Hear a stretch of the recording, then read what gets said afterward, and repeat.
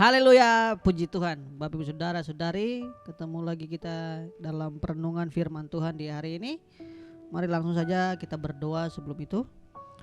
Bapa kami yang di surga, terima kasih buat hari ini. Terima kasih untuk keberkatan yang sudah kami nikmati, yang Engkau berikan bagi kami. Tuhan, terlebih itu kami akan mendengarkan firman-Mu. Berkati kami semua dan biarlah ajarkan kami supaya setiap firman Tuhan yang kami dengar pada malam hari ini itu bisa kami lakukan, bisa kami terapkan dalam kehidupan kami pribadi, lepas pribadi. Hamba-Mu menyerahkan pelayanan ini ke dalam tangan-Mu, di dalam nama Tuhan Yesus Kristus. Haleluya, amin. Haleluya, Bapak Ibu Saudara-saudari yang diberkati oleh Tuhan kita Yesus Kristus. Mari langsung saja buka Alkitab kita. Perenungan kita di hari ini saya angkat dalam Ibrani pasal yang ke-12 ya. Ibrani pasal yang ke-12 ayatnya yang ke-5 dan ayatnya yang ke-6 ya. Ibrani pasal yang ke-12 ayatnya yang ke-5 dan ayatnya yang ke-6. Demikianlah firman Tuhan. Dan sudah lupakah kamu akan nasihat yang berbicara kepada kamu seperti kepada anak-anak? Hai anakku, janganlah anggap enteng didikan Tuhan ya, atau menganggap remeh, menganggap rendah didikan Tuhan. Dan janganlah putus asa apabila engkau diperingatkannya ya, ayat 6. Karena Tuhan, ini alasannya, karena Tuhan menghajar orang yang dikasihinya dan ia menyesah orang yang diakuinya sebagai anak ya. Jadi tentu saja kalau Bapak Ibu Saudara baca di bawah itu, di bawah Alkitab Bapak Ibu Saudara yang Alkitab manual itu ada catatan kaki ya. Jadi ayat ini merupakan ayat kutipan dari Ayub pasal yang ke-5 ayat 17, pasal yang ke-5 ayat 17 Ayub, dan Amsal pasal 3 ayat 11 dan 12. Jadi ayat ini merupakan ayat kutipan ya. Tapi mari saja kita langsung bahas ya. Di ayat yang ke-5 berbicara demikian. Dan sudah lupakah kamu akan nasihat yang berbicara kepada kamu seperti kepada anak-anak ya. Ada satu nasihat yang penulis Ibrani ingatkan kembali ya kepada mereka bahwa ada satu nasihat yang diberikan seperti anak-anak ya, seperti kepada anak-anak maksud saya. Bunyinya demikian, hai anakku, janganlah engkau menganggap enteng didikan Tuhan ya, atau menganggap remeh didikan Tuhan yang seperti saya sudah katakan tadi ya. Jangan menganggap rendah didikan Tuhan, jangan menjauh dari didikan Tuhan ya. Jangan menghindar daripada didikan Tuhan ya. Dan jangan putus asa apabila engkau diperingatkannya ya. Jangan putus asa ketika Allah mengizinkan sesuatu yang terjadi hanya supaya kita itu ingat akan Dia ya. Mungkin kita diperingatkan dengan hal yang mungkin kita tidak senang atau kita tidak suka. Seringkali itu menyakitkan.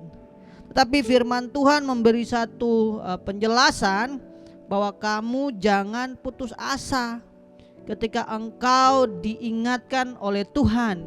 Mungkin kita dalam posisi sekarang ini kita sedang jauh daripada Tuhan, atau kita sedang meninggalkan Tuhan, atau kita sudah tidak lagi ya, hobi atau suka tentang Taurat Tuhan, melakukan firman Tuhan dan lain sebagainya, sehingga Allah dengan penuh kasih-Nya mau memperingatkan kita untuk kembali kepada Dia.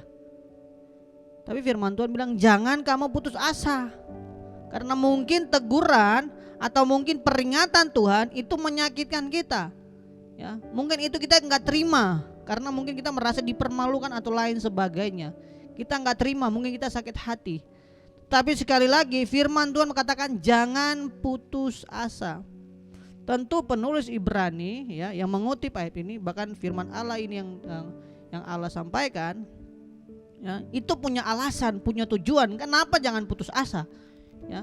Kenapa kita jangan menganggap remeh didikan Tuhan?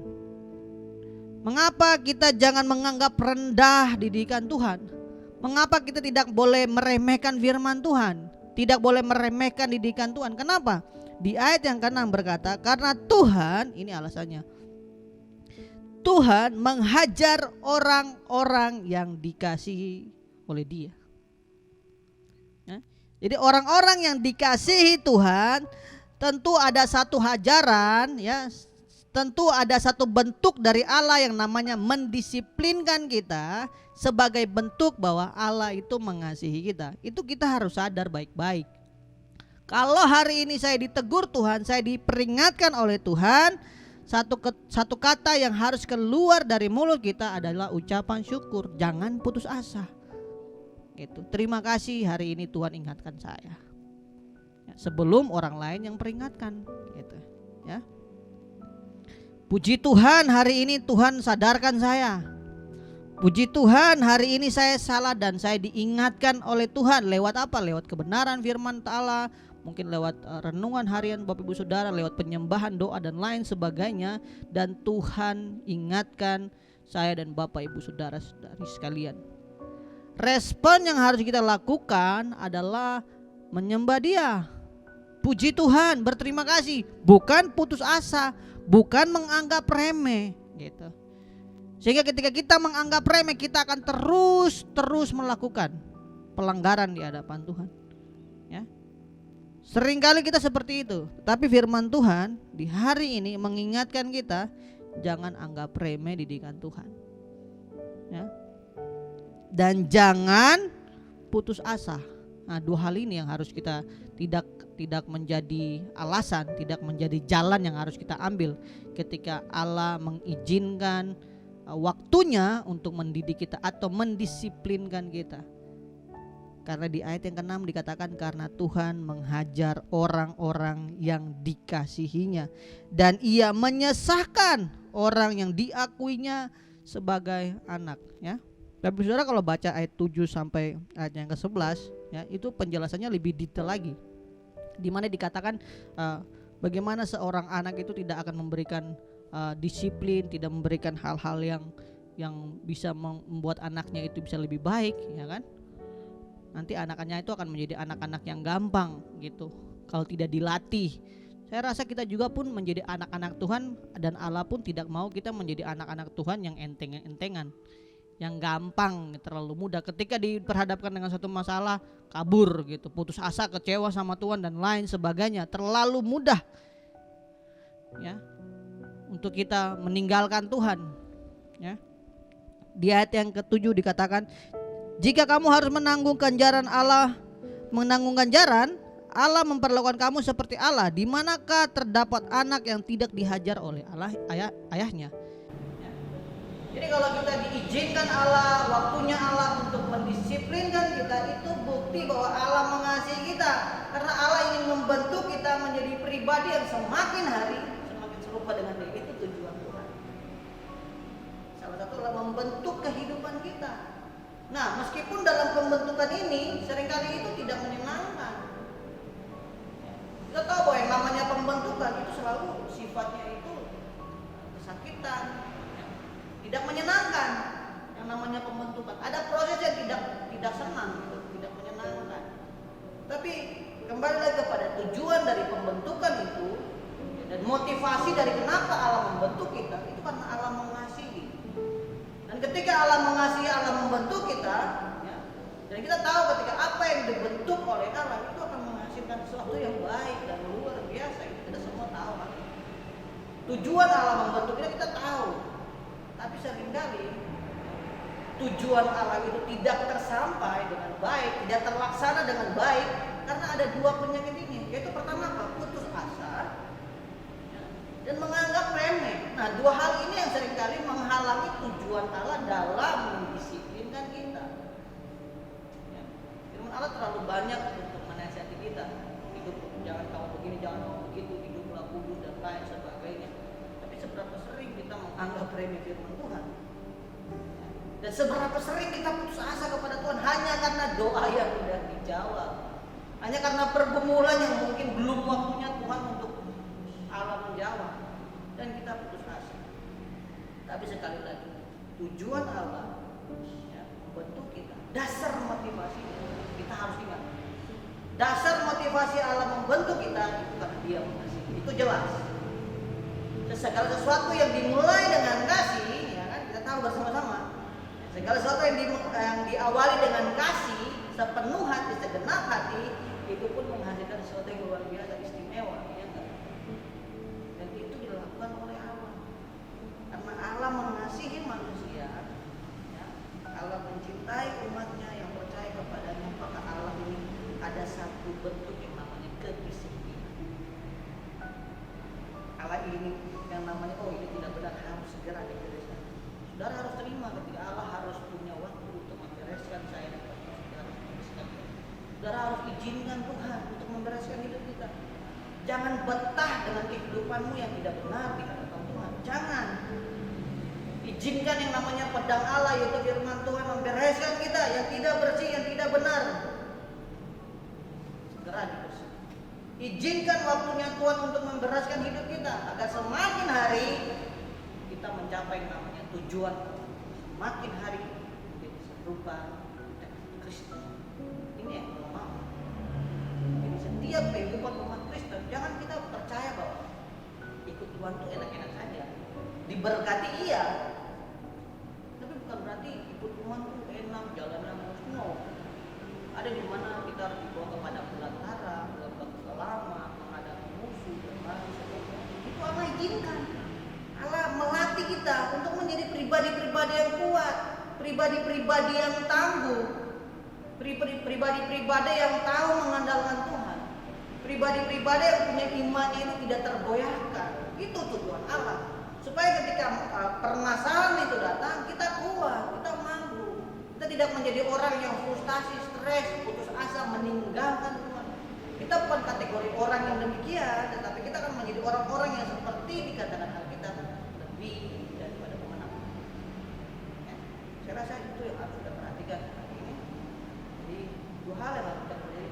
Pentingnya bagaimana kita melihat mengapa Allah mendisiplinkan kita.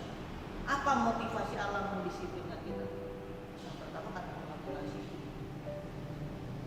Dan tujuannya apa? Itu tadi kita menjadi serupa seperti Kristus. Allah ingin mendisiplinkan kita karena Dia mengasihi kita, sehingga Dia membentuk kita, Dia mengajarkan kita. Dan dua hal yang harus kita hindari adalah jangan putus asa dan jangan menganggap remeh. Itu penting. Tapi kita harus lihat mengapa Allah mendisiplinkan saya. Itu ada tujuannya. Di balik Allah mendisiplinkan saya itu ada motivasi yang namanya kasih. Kasih Allah itu yang menjadi dasar Allah bekerja kepada kita manusia, jadi itu mendisiplinkan. Nah, mendisiplinkan kita itu kan menjadikan kita pribadi yang luar biasa di hadapan. Jadi kita tahu jelas kenapa Allah berbuat demikian, karena Allah punya maksud. Tapi maksudnya Allah ini punya dua hambatan, yang namanya putus asa dan menganggap remeh. Nah, kiranya dua hal ini tidak melekat dalam kehidupan kita. Tapi kita menjadi orang yang selalu puji Tuhan. Saya berterima kasih, saya bersyukur ketika hari ini Tuhan ingatkan saya. Puji Tuhan Bapak saudara-saudari, firman Tuhan saya panjangkan dan kepala. Tuhan Yesus, terima kasih buat hari ini. Terima kasih ketika ada hal yang Allah izinkan untuk kami lalui, meskipun berat bagi kami Tuhan. Kadang itu menggoyahkan iman percaya kepadamu ketika kami diperhadapkan dengan masalah yang sulit sekali Tuhan. Tapi kami pun mengerti bahwa balik segala sesuatu Allah punya tujuan. Allah ingin menjadikan kami pribadi-pribadi yang kuat di akhir-akhir ini, menjadi pribadi-pribadi yang tidak tergoyahkan. Nah, kami percaya yang menopang kami, yang memberi kami semangat, yang mengajarkan kami di dalam Engkau Allah sebagai Allah yang luar biasa, Allah yang tidak pernah kita. Terima kasih Tuhan, terima kasih. Hamba-Mu terbatas, tetapi firman yang sudah Hamba sampaikan, Roh Kudus yang tidak terbatas itu akan memperlengkapi jemaat dalam menghadapi kenyataan ini. Terima kasih Tuhan, berkati mereka, suami istri anak cucu menantu keluar masuk ke pekerjaan mereka. Allah sentuh itu dengan tangan sehingga itu buat berkati mereka. Terima kasih Tuhan, terima kasih. Di dalam nama Tuhan Yesus Kristus, haleluya.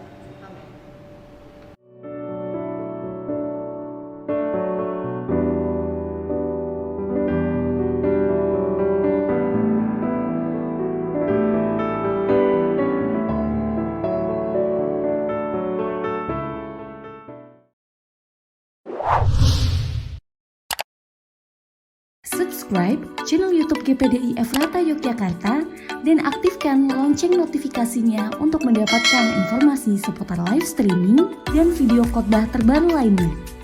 Tombol subscribe berada di kanan atas channel kami dan jangan lupa klik tombol loncengnya. Tuhan Yesus memberkati.